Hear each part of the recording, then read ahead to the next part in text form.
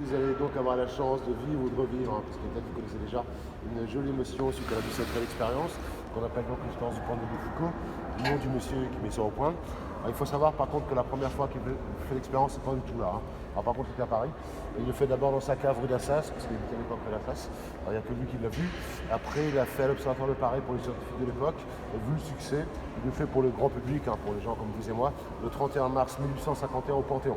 Donc ça fait plus de 150 ans qu'on refait l'expérience, voir qu'elle est très belle et très esthétique. Alors un petit mot comme avant, c'est le travail de Léon Foucault. C'est un monsieur qui fait des choses beaucoup plus importantes que ça. Alors Léon Foucault, c'est 1850, ça fait l'activité. Entre autres, à ce somme-là, on lui doit la découverte des courants qui portent son nom. Donc en France, on parle du courant de Foucault, en Angleterre, Maxwell Harris, ça fait la même chose. Alors il y a deux applications principales.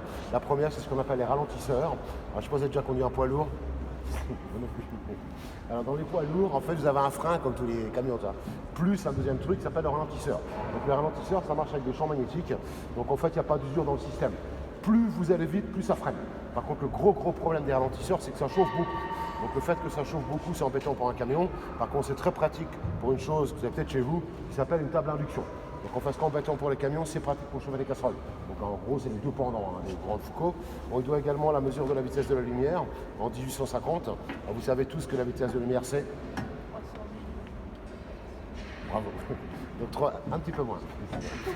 300 000 km par seconde. C'est-à-dire que la lumière, elle met à peu près 1 seconde 2 pour faire la distance Terre-Lune. Lui, il va mesurer ça sur un trajet de 40 mètres. Je ne sais pas si vous vous rendez compte, 300 000 km par seconde mesuré sur 40 mètres. En 1850, vous n'avez pas de laser, vous n'avez pas d'horloge atomique. Hein. Il y a tout le mode opératoire au deuxième étage. Et ce qui est très impressionnant, c'est qu'il ne se trompe même pas de 1% par rapport à la valeur actuelle. Honnêtement, c'est une mesure qui est géniale pour l'époque. Hein. Alors, on n'a pas fait beaucoup mieux, enfin, on fait mieux maintenant, mais à l'époque, c'était quand même incroyable. Alors, pourquoi est-ce qu'on avait besoin de connaître la vitesse de la lumière? Il faut savoir qu'avant, on la connaissait. Hein. Mais par contre, c'était toujours des déterminations indirectes, en fait. Et là, vous l'avez une mesure en direct. Et entre autres, ça permettait de mesurer assez rapidement, assez facilement la distance Terre-Soleil. Donc c'était une des applications. On lui doit également l'invention d'un objet très important, 1852, qui s'appelle le gyroscope. Alors je vous montrerai l'original parce qu'on a l'original à la fin. On lui doit surtout, et c'est pour ça que vous êtes là, la fameuse expérience du pendule, mais qui sert à montrer quoi? Ouais, la rotation de la Terre, donc c'est bien le premier coup, parce que souvent on dit que ça sert à montrer que la Terre tourne, ce qui n'est pas faux. Mais la Terre, elle tourne autour de deux trucs, hein. Autour du Soleil, ce qu'on appelle la révolution, ce qui est fait dans un an, et elle tourne autour de son axe, ce qu'on appelle la rotation, ce qui se fait en 24 heures. Donc Léon Foucault va montrer la rotation de la Terre. Alors en 1851, tout le monde sait que la Terre tourne depuis 2000 ans. Donc ça n'est pas du tout une préoccupation scientifique. Alors, il y en a encore dit encore aujourd'hui, c'est malheureux, mais ça fait 2000 ans qu'on sait que la Terre tourne, il n'y a aucun problème. Par contre, donc si vous voulez, les gens ne se posent pas la question. En fait. Mais en fait, pourquoi est-ce qu'elle est importante comme expérience? C'est la façon de le montrer, cette fameuse rotation, parce que jusqu'en 1851, en fait, les preuves étaient tout le temps indirectes. Alors, il y a au moins deux façons de le faire. La façon historique, c'est de faire de l'astronomie. Vous regardez les étoiles, à partir de là, vous avez que la Terre tourne, vous faire un peu des calculs, c'est pas très compliqué. L'autre preuve un peu plus complexe, c'est qu'à une époque, on a mesuré la Terre dans tous les sens. Et vous savez que la Terre n'est pas du tout une boule parfaite. Hein. La Terre, c'est une grosse tomate. Donc la Terre, elle est aplatie au pôle. Alors pourquoi est-ce qu'elle est aplatie au pôle? Parce qu'elle tourne en fait. Ça vérifie une loi de Newton, parce que quand vous tournez autour d'un axe, ça aplatit les pôles, c'est la carte équateur. Donc le fait que la Terre ait cette forme-là, ça veut forcément dire qu'elle tourne. Alors après, ce qui est un peu compliqué, c'est que l'aplatissement polaire, c'est pas facile à voir. L'astronomie, il faut être un peu doué quand même. Et là, vous allez voir qu'avec ça, on n'a pas besoin de tout ça, et qu'on est vraiment dans la preuve directe. Hein. Alors pour faire ça, c'est pas très compliqué. Il fallait penser quand même à l'idée, c'est ça qui est génial. Il faut utiliser un objet super simple en physique, qu'on appelle un pendule. Un pendule, c'est tout bête. Hein. C'est une masse quelconque, lui fait 18 kg. Il pourrait faire 2 tonnes, 3 tonnes, 4 tonnes, ça me problème d'accrochage. Voilà, en gros, la masse n'intervient pas du tout. Ensuite, j'avais une corde à piano qu'on accroche là-haut. Donc, qu'est-ce qui se passe quand j'arrive moi? Je prends mon petit pendule comme ça, je le laisse partir. Il ne faut surtout pas le pousser. Et si vous le poussez, ça ne marche pas. Donc, une fois que vous le laissez partir, il fait son boulot de pendule. Alors, la vie d'un pendule, honnêtement, c'est très triste. Carrément déprimant. En fait, il ne sait faire que des petits allers-retours. Alors par contre, il y a une astuce quand même ici, parce que vous imaginez bien que si on ne fait rien, il va s'arrêter. Alors lui, il s'arrête. Pourquoi? Parce qu'on est dans l'air. Hein. Donc à chaque fois qu'il avance et qu'il revient, il frotte sur les couches d'air. C'est ce qu'on appelle l'amortissement. C'est-à-dire que petit à petit, son amplitude va diminuer et au bout de 3 heures, il ne bouge plus. Alors pourquoi est-ce qu'on n'a pas ce problème-là ici? Parce qu'en fait, on a remis au point le système que Foucault avait inventé. Alors Foucault, c'est un gars qui gère mal les courants. Donc en fait, il a inventé un entretien qu'on a amélioré. Hein, c'est la même idée. Ici, il y a un électroaimant, vous voyez pas, qui dégage donc un champ magnétique. Et la base du pendule, ce truc-là, c'est un aimant. Alors nous, ce qu'on a choisi de faire, c'est de le repousser. c'est-à-dire que le champ magnétique et l'élément sont le même signe. Vous avez toujours avec des éléments plus petits, donc deux éléments de même signe se repoussent. C'est ce qui se passe ici. À chaque fois qu'il rentre dans le champ, en fait, on lui donne une impulsion, ce qui fait que tant qu'il y a un champ magnétique, il ne s'arrête pas. Et nous, ce qui nous intéresse surtout, c'est qu'il conserve tout le temps la même amplitude. Alors qu'on soit d'accord, l'entretien ne change rien du tout à l'expérience. En fait, Foucault avait mis ça au point. Pourquoi? Pour l'Expo universelle de Paris, 1855. En fait, pour éviter qu'il y ait un gars comme moi qui revienne toutes les 3 heures. Puis je vous rassure, quand notre pendule se repose, pas encore un verbe à souhait, parce que quand vous allez quitter le musée à 18h, nous allons donc couper le courant. Donc c'est-à-dire qu'à 21h, il dort. En plus, il fait la grasse mat, parce qu'on ouvre le musée à 10h. Donc il ne travaille que de 10h à 18h. Donc on dit qu'on continue. Bon voilà, en tout cas, l'entretien, c'est juste pour pas le relancer. Alors je pose à j'étais au Panthéon. Il faut aller au Panthéon, pour les gens c'est là-bas, il y en a un de plus maintenant d'ailleurs. Il faut y aller également pour le pendule, c'est très impressionnant au Panthéon. Là-bas, il y a 67 mètres de hauteur. Pour accrocher la boule à la coupole du Panthéon. Donc je pense que vous avez tous deviné la question suivante. C'est combien de mètres j'ai pour aller jusque là-haut? Alors beaucoup moins que 67 mètres. C'est un bon moyen de savoir si vous êtes capable d'estimer les hauteurs. Alors pour ceux qui font encore des études, c'est la prochaine note que vous aurez, prochain examen. Donc, alors c'est bien, c'est un peu ambitieux. Alors c'est 18 mètres. Mais 18 mètres, ça fait mention très bien quand même. Donc là, vous avez 18 mètres de hauteur de fil. Ça vous montre qu'au Panthéon, le fil il fait 50 mètres de plus qu'ici. En fait, il est 4 fois plus grand, le pendule. Alors pourquoi est-ce qu'on choisit des grands pendules? En fait, il y a deux raisons. La première, c'est que le pendule, quand il fait moins de 10 mètres, tout ce qui se passe autour, ça perturbe. C'est un objet qui est très sensible aux conditions extérieures, donc il faut qu'il fasse au moins 10 mètres. Et l'autre raison, ça qui nous intéresse nous, c'est que plus il est grand, plus c'est rapide d'expérience. Alors pourquoi? Parce que cet objet-là a une propriété très intéressante. Le pendule, le temps qu'il met pour faire un aller-retour, ça dépend que d'un truc, qui est donc sa longueur, en première approche. Donc un pendule d'1 mètre de haut à Paris, ça met tout le temps 1 seconde pour faire ça, 1 seconde pour revenir. Donc un pendule d'1 mètre met tout le temps 2 secondes pour faire un aller-retour. C'est pour ça que si chez vous, vous avez une vieille horloge, le truc qui fait ça à l'intérieur qu'on appelle un balancier. Donc le balancier, c'est ça qui découpe le temps. En fait. Le balancier, c'est le pendule en fait. Donc s'il fait 1 mètre, ça fait 1 seconde, 1 seconde, 1 seconde. C'est ça qui donne le temps dans notre horloge. Et après, quand vous augmentez la hauteur de ficelle, vous augmentez directement le temps. Alors ceux qui ont été au lycée il y a longtemps, c'est ce qu'on disait pour embêter les lycéens, calculer la période d'un pendule à partir de sa longueur. Bon, c'est pas très compliqué à faire. Mais lui mesure 18 mètres, il va tout le temps mettre 8 secondes pour faire un aller-retour. Au Panthéon, 67 mètres, il met tout le temps 16 secondes pour faire le même aller-retour. Donc plus il est grand, plus il met de temps et plus c'est rapide. En 1851, en 16 secondes, vous aviez vu la Terre tourner. Alors par contre, ce que faisait Foucault, c'est pas comme nous. Il ne mettait pas des quilles, ce qui était d'ailleurs beaucoup moins rigolo. En fait, il mettait du sable sur le pourtour. À la place de l'aimant, il mettait une pointe. Donc à chaque fois que la pointe passait dans le sable, en fait, ça laissait une trace. Donc qu'est-ce qui se passe à l'époque? Foucault laisse partir son pendule. Premier passage dans le sable, premier petit trait. Il revient forcément 16 secondes plus tard. Deuxième passage dans le sable, la distance entre les deux traits, c'était 3 mm. Donc à l'époque, tous les 16 secondes, décalage de 3 mm, toutes les 16 secondes, on a été retourné. Alors pourquoi? Parce qu'on a été retourné avec un objet pareil. Donc c'est pas la peine de parler pendant des heures. Je vais vous dire ça. Alors juste avant quand même, si jamais il vous prend l'envie de faire un pendule en rentrant chez vous ce soir, pour montrer que la Terre tourne, alors honnêtement, laissez tomber. Parce que le problème, c'est pas la boule. Une boule de pétanque, ça marche bien. Le problème, c'est pas le fil. Le problème, ça va être là-haut. C'est l'accrochage. Parce que pour que ça marche, l'expérience, il ne faut qu'un point de fixation avec votre support. Alors honnêtement, c'est très théorique. En tout cas, il faut s'approcher de ça. Autrement dit, pour nos jeunes générations, les grands joueurs qui font de la balançoire, on ne peut pas montrer la rotation de la Terre avec une balançoire parce qu'il y a au moins 2 points d'accrochage. Donc ça marche pas. Par contre, on a un seul point, c'est très parlant. Je vais faire après pour vous de l'autre côté. En fait, il faut juste voir la direction du pendule. Donc je le lance dans n'importe quelle direction. Après, je le support comme ça. Comme ça. La question, c'est est-ce que, en gros, mon pendule a changé de direction? En gros. Non. J'espère que vous avez vu ça, vous n'avez pas compris. Donc le pendule conserve la direction. Donc je fais pareil pour vous de l'autre côté. Ça ne change pas de ce côté-là. Donc c'est reparti. Je peux le lancer dans n'importe quelle direction du mouvement. Et après, je tourne le support comme ça. Comme ça. Vous voyez que le pendule, ce qu'il fait, c'est qu'il indique tout le temps la même direction. Alors comme vous avez tous fait de la physique, on dit qu'il conserve le même plan. Donc le pendule, quand il est fixé que par un point, on peut bouger son support, ça ne perturbe pas. Foucault, il a vu ça comme vous. Donc à partir de là, il s'est dit, moi je vais montrer que la Terre tourne. Donc le petit et le grand, c'est exactement pareil. Donc quand j'arrive à 5 heures, je mets bien la première quille en face du pendule. Je fais tomber 3 ici, 4 là-bas. Si vous restez encore un peu, vous avez compris, il va faire tomber toutes les quilles. C'est-à-dire que là, visuellement, vous constatez tous que le pendule tourne dans quel sens. J'espère que vous voyez quelque chose, autrement c'est mort. Ouais, dans le sens horaire. En fait, comme nos aiguilles, en fait. On a l'impression que le pendule fait ça. Et là-bas, ça c'est ce qu'on voit tout ça. Mais vous avez vu ça avant. Et vous savez que lui, c'est faire qu'un truc.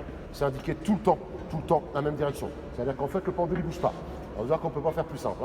Apparemment, le pendule se déplace dans le sens horaire, mais vous savez qu'il ne bouge pas. Et pourtant, vous observez un mouvement. Donc, si ce n'est pas lui qui bouge, c'est autre chose. Et l'autre chose, c'est la table. C'est vrai, quand on fait pas vraiment tourner les tables ici. Voilà, en même temps pour les faire tourner, les enfants boucher les oreilles.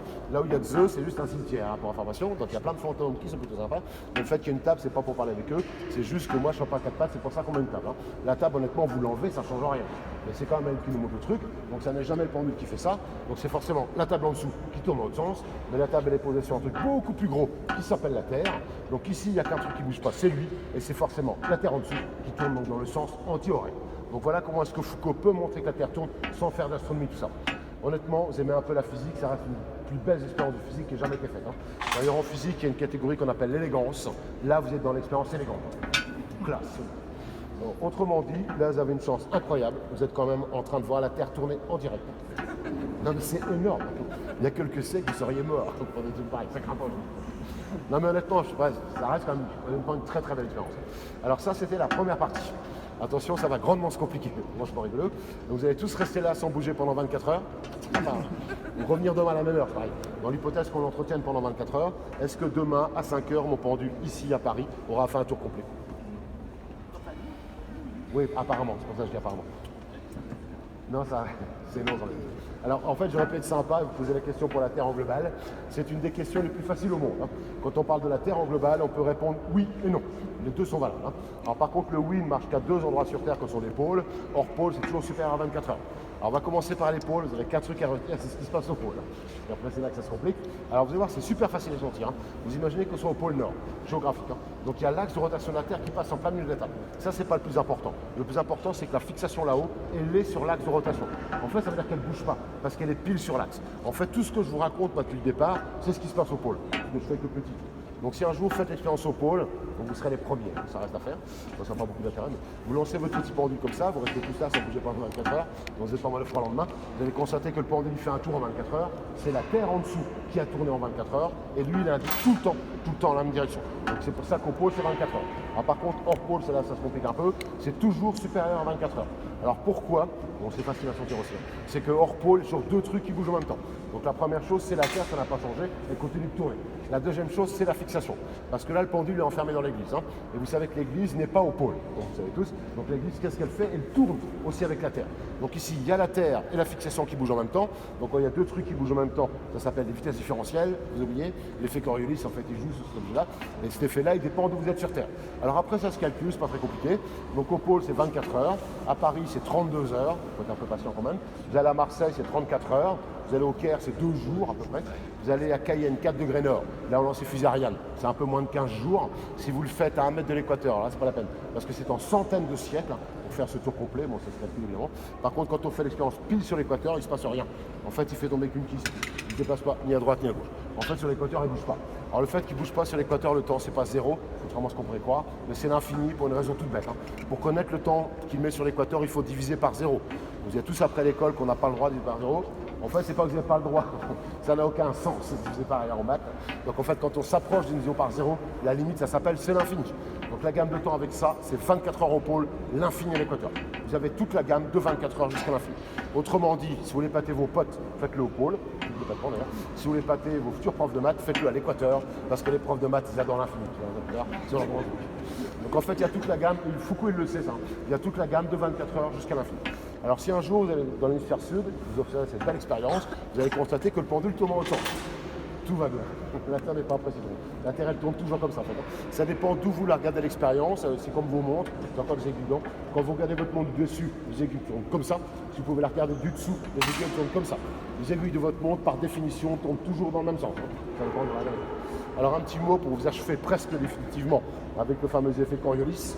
Alors, on voit beaucoup de bêtises, l'effet Coriolis. Alors, vous avez tous vu des jolies vidéos sur YouTube ou autre, peu importe, avec des gars qui vident des lavabos là. Donc, qui vident un lavabo à 10 mètres à côté de l'équateur, qui vous montrent ça se vide comme ça, et qui franchit l'équateur, qui vous montre ça se vide dans l'autre sens. Alors, sachez qu'ils se moquent de vous, parce qu'en fait, l'effet Coriolis, il est nul à l'équateur. C'est pas la composante qui nous intéresse. Donc je ne sais pas ce qu'il vous montre, enfin je sais ce qu'il vous montre. En fait, c'est pas parce que la rotation de la Terre n'a rien à voir avec la vidange d'un lavabo. Alors, il ne faut pas le faire comme ça. 30 cm d'écart entre les deux bords, vous avez un effet Coriolis, c'est pas de problème. Mais c'est un effet qui est tellement faible que la vidange d'un lavabo, c'est lié à la température du liquide, à la taille du trou, à la forme du lavabo et surtout au courant parasite. Parce qu'en fait, quand vous remplissez votre évier, il y a des courants suite au remplissage. En fait, c'est ça qui fait que ça se vide dans un sens ou dans l'autre. Alors, ça se monte dans un lavabo qui a la taille de l'Atlantique. s'appelle une piscine. En fait, il faut des très grands lavabos. Pourquoi? Parce que Coriolis, comme c'est très faible, il faut des grands temps et des grandes distances. Donc les alizés, le Gulfstream, tout ça, oui, c'est lié à la rotation de la Terre, parce qu'on est sur des grandes distances. Mais ça ne se montre pas dans un lavabo, vraiment. Honnêtement, faites-le chez vous, ça peut aller super loin. Avec les baignoires, ça marche très bien. Souvent, les baignoires, au début, ça se vide dans le bon sens. Et des fois, en cours de vidange, le sens s'inverse. Si ça, c'est lié à Coriolis, donc à la rotation de la Terre, c'est-à-dire qu'à chaque fois, vous comprenez, chaque fois que vous prenez un bain, vous avez donc montré que la Terre, elle a changé de sens de rotation. Alors, le Nobel de physique est passé cette année, tant pis que l'année prochaine. Mais voilà, ça ne se montre pas dans une baignoire. Honnêtement, c'est vraiment infaisable. En plus, moi, j'ai par exemple 2 lavabos chez moi qui se vident pas dans le même sens. Ils sont l'un à côté de l'autre. Donc, Coriolis ne se montre pas à cette échelle-là. En fait, du tout. Il faut des grandes distances. Alors, les militaires, bon, c'est un peu d'actualité, mais les militaires sont obligés de l'effet Coriolis. Ils n'aiment pas trop faire des maths. Parce que vous savez que leur grand jeu, c'est de jeter des trucs un peu loin. Bon, ils pourraient jeter des fleurs, c'est rarement le cas, mais quand vous jetez des projectiles, en fait, un peu loin, à partir du moment où l'objet est parti, à partir du moment où il va arriver, la Terre, elle a tourné. Sur des centaines de kilomètres, si vous n'intégrez pas l'effet Coriolis, ça n'est jamais dans la cible. Ce sont des kilomètres d'erreur. Donc il faut intégrer Coriolis à ces distances-là, parce que c'est des grandes distances. Alors pourquoi est-ce qu'on peut voir quand même Coriolis avec ça? C'est ça qui est génial en fait, parce que c'est tout petit en fait un pendule. Mais si vous le lancez une fois, vous ne voyez rien. Mais comme il accumule des allers-retours, en fait, il accumule des toutes petites déviations. C'est pour ça que c'est visible avec un pendule. En gros, depuis le temps que je vous parle, moi, c'est comme si je l'avais jeté super loin. C'est pour ça que c'est génial parce qu'on peut le montrer dans un petit peu. Alors pour finir, je vais parler du gyroscope, l'objet qui découle de ça. Parce qu'en Léon Foucault, il galère un peu. Sans doute un peu comme vous. Les 32 heures à Paris, ça me perturbe énormément. Il n'arrive pas à expliquer en fait. En plus, le problème du pendule, c'est que ça marche qu'en 2D. Si vous retournez l'église, c'est pas facile d'imaginer, mais quand vous le retournez, ça n'est plus un pendule, évidemment. Donc ça marche qu'en 2D, il y a l'histoire de Coriolis, ça perturbe. Donc un an plus tard, il va inventer le gyroscope. Alors je vous montrerai ce que c'est qu'un gyroscope. C'est un truc qui est tout petit, mais c'est toujours d'actualité. En plus, il y en a l'original qui est là-bas.